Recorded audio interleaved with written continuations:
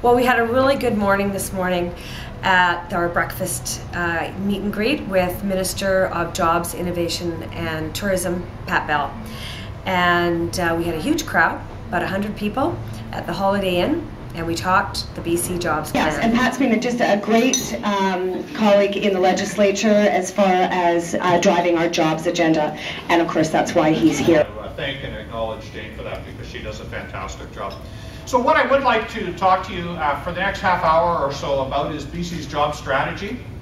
It is something that I think is very exciting. I think it positions us extremely well going into the second decade of the 21st century, and it comes at a time of real uncertainty. As Kevin Falcon and Christy Clark like to say, we are in a time of stormy seas, and we're a safe harbor for investment internationally. A few weeks ago, I hosted my 9th annual BC Natural Resource Forum in Prince George, and as I was preparing for my opening remarks, I did some research into some of the change that had happened in the last decade, because I often think that we forget how much the world has changed. And when we think about the next decade, it's very easy to think, oh, things will kind of stay the same, when in reality, in any 10-year period, the depth of change that we are confronted with in society is enormous. Over and above that, you need to know, as a direct result of the Chinese market today, there's about 18 sawmills working in British Columbia. Every one of those sawmills employs about 500 people between the logging crew and the crew in the sawmill. So that's 9,000 direct jobs as a result of that Chinese market. And it would not have occurred had we not been there. There is no question in my mind. You will know, of course, that we worked very, very hard on the C-SPAN bid, and I want to give Jane and Ralph and Naomi and also Joan McIntyre, who isn't here with us today, a lot of credit for that. These four were on my doorstep literally on an hourly basis through the process of C-SPAN submitting the bid. We worked very, very closely with C-SPAN. We're proud of the contribution that we were able to bring to the table, about $60 million altogether. Between BC Ferries, $20 million, the provincial government, $40 million in terms of credits.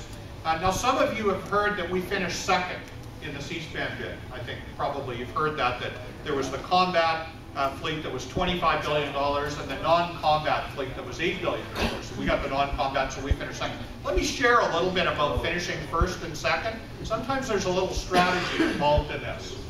So that $25 billion combat contract that you heard about, it's actually not $25 billion because about half of it is armaments and electronics, which we don't do, and they don't do on the East Coast either. It's done by other folks.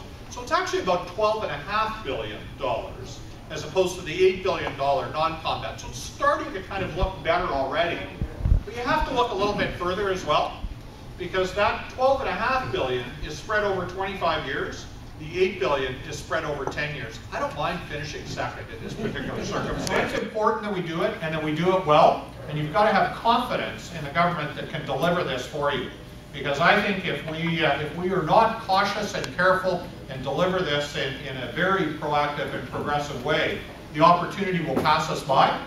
And much like what occurred in the 1990s when there was the most rapid economic growth globally that ever took place, BC will miss that opportunity, and I don't want to miss that opportunity. So Jane, thanks very much for having me here today. Thank you very much, and the next time you hear any of our critics saying, oh, we're spending too much money on advertising the jobs plan, now you know why. We got to be proactive, and we got to get out there, and we've got other people going after us, like you mentioned, Australia, etc., our competitors. So I think the minister is really good to at least show us that that's what we're doing, and we've got a good salesperson in Premier Christy Clark to drive it. So with all of our team, way to go. So thank you very much for everybody. And what did I learn most?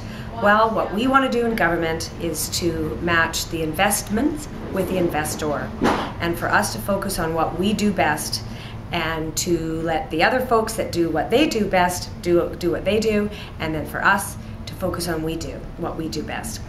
And I thought it was a very good event. I'm very, very appreciative of the minister coming to my riding, and I think everybody that was there had a good time and learned a lot, and certainly I'm going to help my constituents match their expertise and their specialties with the jobs plan to help boost our economy. Thanks.